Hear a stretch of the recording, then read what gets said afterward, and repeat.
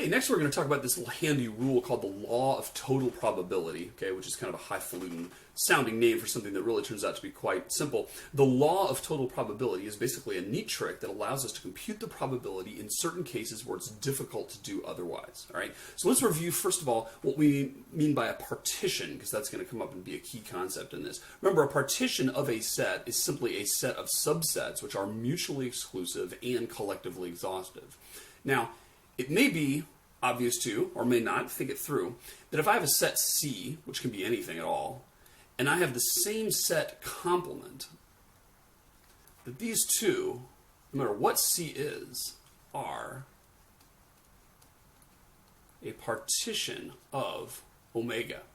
They're a partition of the sample space. And that's simply because every single thing in omega is going to be either in C or in not C, right? If omega is the set of everything in the entire universe, then I could divide that into the people and the non-people. I could divide it into the cats and the non-cats. I could divide it into the prime numbers and everything except prime numbers. I could divide it into the set of open-faced peanut butter and jelly sandwiches and the set of everything except open-faced peanut butter and jelly sandwiches, right? Those are partitions sort of by definition. Now, an interesting consequence of this is that if I have a set B, and I intersect it with C, and then I take the same set B, and I intersect it with the set not C, these two together are a partition of B. And that's true no matter what C is. Let's say B is the set of vampires. I can divide the vampires into the vampires that are 6 feet tall or over, and the ones that are not 6 feet tall. I can divide the vampires into the vampires that wear black and the vampires that don't. I can divide the vampires into the vampires that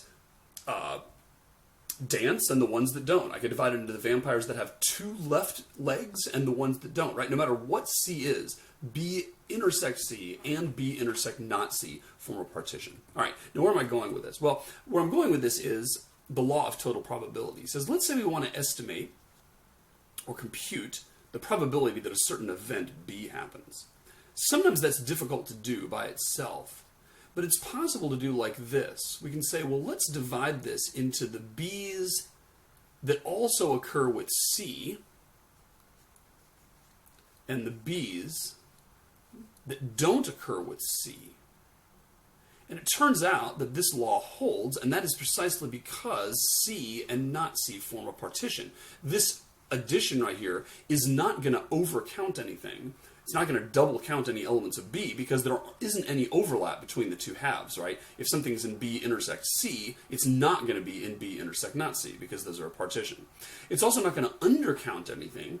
I'm not going to miss anything because everything that's in B is either in B intersect C or it's in B intersect not C, right? Every single vampire is either greater than 6 feet tall or it's not. Every single vampire is secretly a soap opera star or not, right? No matter what it is, I can always get those to be the case. So that law holds. Now, next little step here is we're going to say, remember our definition of conditional probability. We said the probability of A given B is going to be equal to the probability that A and B occur together divided by the probability of B. And if you do a little elementary algebra, you can reduce this to the probability of A intersect B is simply equal to the probability of A given B times the probability of B, right? And all I've done is multiply both sides by probability of B and then swap the two sides of the equal sign around. And I get this formula, right? So this right here is a way of computing the intersection, probability of the intersection of two sets in terms of their conditional probability and the individual probability of the set. And what I'm going to do is I'm going to take this thing right here and I'm going to apply it and plug it into that thing to get my final formula, which is going to be the thing that's turns out to be useful. And that is simply this. What's the probability of B, you ask? Well, it's the probability of B given C times the probability of C plus the probability of B given not C times the probability of not C. And what this formula is saying is basically there's two different ways to get B. If C is true, then what's the probability of B given that? Or perhaps C is not true, in which case, what's the probability of B given that? If I add together those two terms, I am going to get back the probability of B simply by the laws of algebra. Now, let's make this concrete so we can sort of see an example here, right? Let's say I pick a random UMW student and I ask myself, what's the probability that if I pick a random UMW student, they're going to be a computer science major? Now, that may or may not be easy to get directly. I may or may not have data on that. But one thing I might have data on is I could say, well, that's going to be the probability that they would be a computer science major if they were female times the probability that they would be female plus the probability that they would be a computer science major given that they're male times the probability that they're male. This only works because males and females form a partition of our sample space, and therefore we are neither undercounting nor overcounting anything. Okay? So what if we look at this and we say, well, you know, of all the UMW students, about 2/3 of them, 0.667, are female, and about 1/3 of them, 0.333, are male. So we can get those prior probabilities pretty easily. Then we can say, well, if it's a guy, what's the probability that he turns out to be a computer science major? And let's make up a number. Let's say it's around 5%. I don't know what percentage of men at UMW are computer science majors, but it's probably something around there. What's the probability that she's a computer science major if she turns out to be a female student? Well, it turns out, unfortunately, in our discipline to be a lot lower. It's more like about 1%. And actually, there's a lot of debate right now in the industry about why there are relatively fewer women entering it. And there's all kinds of, you know, theories on how we can improve that and stuff. And there's all kinds of predictions about how the lack of technical talent in our country is going to continue to get worse if we don't, you know, recruit more women because we're essentially leaving out half the workforce and all that kind of stuff. Anyway, this is not the soapbox time to do that. Bottom line is we can compute this probability in terms of these percentages. And we can say, well, the probability is going to be 0.01 times 0.667. This is the probability that they would be a woman times the probability that it'd be a computer science major if they were a woman, plus 0.05 times 0.333. That's the probability they're a man times the probability that they would be a computer science major if they're a man. So I've essentially taken a probability and I've broken it into an if-then statement, right? I've said, well, it's hard to compute the entire thing, but I can figure it out differently for these two groups, and that kind of makes it easier, all right? Turns out this trick works even if we have more than two sets. What if we have several sets and we want to figure out what is the probability of B? And really what I've got is I've got a partition. Let's say that a bunch of sets, A1, A2, ... all through AN, those are a partition of B. So before we had males and females, you know, we had C and not C. Those were the two different things, and that's all we had. Here, though, we can say, well, if we can divide it into more than just those parts, if we can divide it into maybe, you know, 10 parts or something like that, then we can say, well, the probability of B is the probability of B given that A1 occurred times the probability that A1 would occur plus the probability of B if A2 occurred times the probability that A2 occurred plus ... plus the probability that B would occur if AN occurred times the probability that AN occurred, right? So it's a big equation, and it looks, you know, kind of just makes your eyes glaze over when you first look at it. But the bottom line is that this is really important, right? If A1, A2, all the way through AN were not a partition of B, we absolutely could not do this. We would get totally the wrong answer. We'd be double counting certain things. We'd be not counting certain things. It would just all be a mess. But if B divides neatly into A1 through AN, each one of which is mutually exclusive with all the others, and together of which they all add up to B, I can simply split it down like this. So, as an example of this one, here's actually a more realistic example. This is something that college administrators compute a lot. What if we want to compute the probability that a student will drop out next year?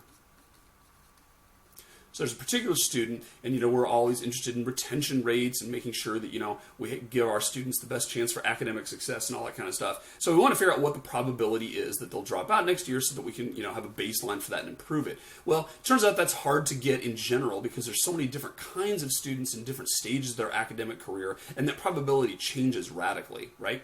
But here's something that's actually pretty easy to get data on. What's the probability that they drop out next year, given that they're a freshman, times the probability that they're a freshman, plus the probability that they would drop out if they were a sophomore, times the probability that they would be a sophomore, etc., for each year. You can see what I'm doing here. The idea is that the probability of dropping out changes radically based on where you are in your academic life cycle. Very few seniors drop out relatively. Very many freshmen drop out relatively. They turn out they're not ready for college yet, or they just, the workload hit them and they just weren't ready for it. Or they just, it turns out not to be the right institution for them or whatever, for a lot of different reasons. But, if you compute this here, this will end up giving you the probability you desire. And it's because you can break this up. And again, the only reason this works is because if I look at the set of freshmen, the set of sophomores, the set of juniors, and the set of seniors, and I put all those together, those in fact form a partition of the sample space, which is our student body, right? And again, that has to be the case, otherwise the law of total probability will not work. But that turns out to be a easy thing to do in certain cases when you only know the probabilities for certain groups. But you can say, these three different groups form the body that I'm interested in, and therefore you can apply the law. Let's do some quick review here before we move on.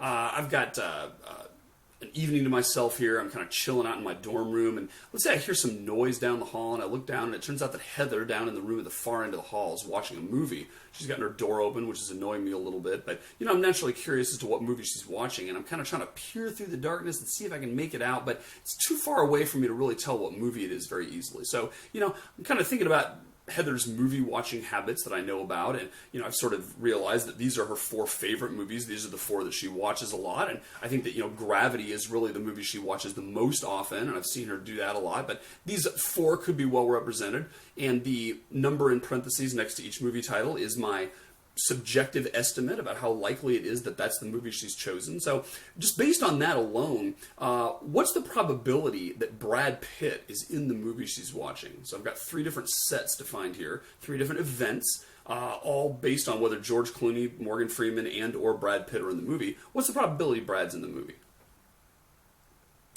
That's going to be 0.3, right? Because there are 2 movies with Brad in it. One has a 10% chance of being the one she's watching. One has a 20% chance. Therefore, it has a 30% chance together. You just add those up. What's the probability that Morgan Freeman is not in the movie she's watching? And that's going to be 0.6, and that's because there is 0.4 worth of probability of Morgan Freeman movies, which means that there's 0.6 left over for the non-Morgan Freeman movies. Therefore, there's a 0.6 probability that she will have chosen some movie other than the ones that Morgan Freeman is acting in. What's the probability of B intersect M? That's the probability that Brad Pitt and Morgan Freeman are both in the movie. Answer to that's 0.1 because there's only one movie that satisfies that criterion, and that is 7, which is in both sets. What's the probability that Morgan Freeman and George Clooney are both in the movie she's watching?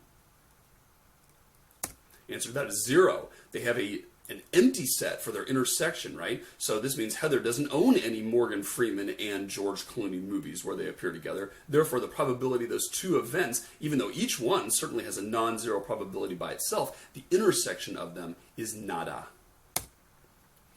Now, what's the probability that Brad Pitt is in this movie, given the fact that just a moment ago I saw a glimpse of George Clooney's face in a really close shot that went by the camera? I could totally tell it was him, so I know it's a George Clooney movie. Now, how does that revise my estimate of how likely Brad Pitt is to also be in this movie? The answer turns out to be 1/3. And the way we get that is we say, well, as soon as I know that George Clooney is in this movie, I can forget about everything except what's inside this upper lozenge here, right? Because these are the only movies that are still in play. I can now restrict my attention from the entire sample set omega to only look at the G oval. And when I look at the G oval, I say, well, what percentage of the G oval contain Brad Pitt movies? And it turns out that there's 0.6 of the probability in there, 0.2 of which is a Brad Pitt movie. Therefore, if I take 0.2 divided by the total here, which is 0.6, I'm going to end up with 1/3. So our revision got a little bit higher than it was before. Before, when we said what's the probability of Brad Pitt being in the movie, just a baseline, it was 0.3. Now we're revising slightly upward to 0.333 once we find out that George Clooney is in the movie, because maybe they're more likely to be co-stars. What's the probability George Clooney is in this movie, given that Morgan Freeman is not? Answer for that is 100% chance. And that's because all of the non-Morgan Freeman movies on this screen are in fact George Clooney movies. In fact, George and Morgan together form a partition of the sample space, right? Because they totally account for anything, yet they have no overlap between them. Therefore, if you tell me Morgan Freeman ain't in it, I know George Clooney is.